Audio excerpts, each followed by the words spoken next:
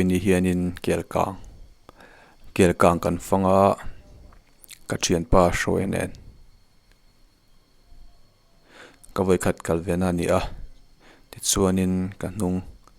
hnunga in hmuh theih hi penial an tih kha ni a lockdown lai te ni a a khawr thlak khop mai heti lai hmuna hianin kumdanga tichuanin mitam tak bethel tur ten an khal khawm thin kha ni a chuanin heti lai hmun hi paradise an tih kha ni a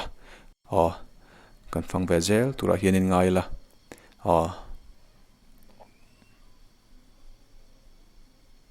heti lai hmun hi han kal hianin a boruak hi dang sarin ka hria ke ma po hianin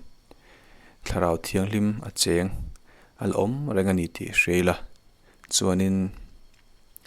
moria ka fa I thianlung mi pero tikha hei kitilai hmun kini le a nakina ti hian kan fan zo nuwa kan la bethel ve tura ngai la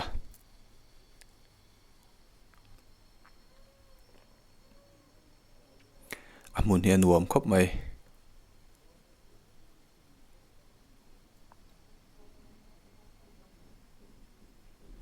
akha tokin hmun hran tawngtai thawm la tawngtai thawm hriat tur te oma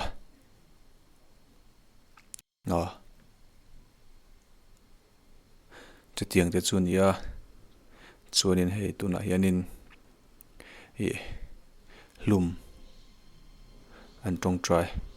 malan sawm damdawi tan han nei thin khami an lak thin a hmun khanin ka hria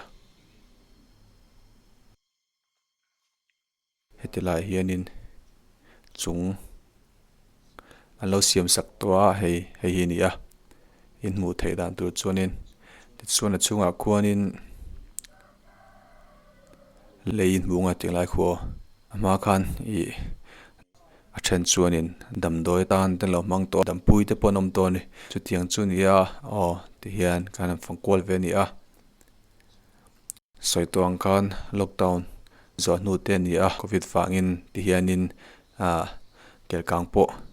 kal hlei theilo tlo pawh hlei theilovin an lo in lockdown ve a tun hunah hianin kan thleng ve kan kal ve chota an lo la lockdown nem te ha kan chiang big lova rinna ne kan thleng ve thei hram ani tian kan fang zel dona mino thlir zel don ne kan lo ma che tharau thianghlim kan tha hel che o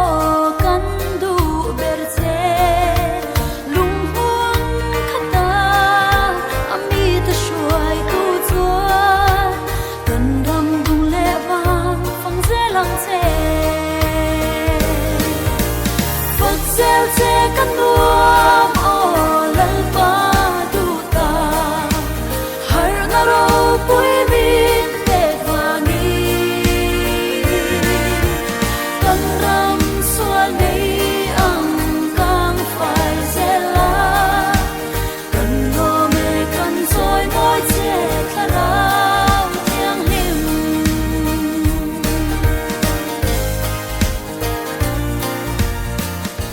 olati khan Kelkang chu Kelkanga tawngtai na hmun bethelna hmun chu kan fangzo chu ni ta der maya kan bethel ve lopa thei topin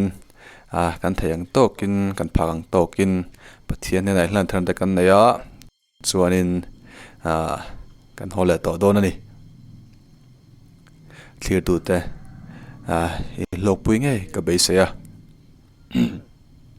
Kelkang hi ni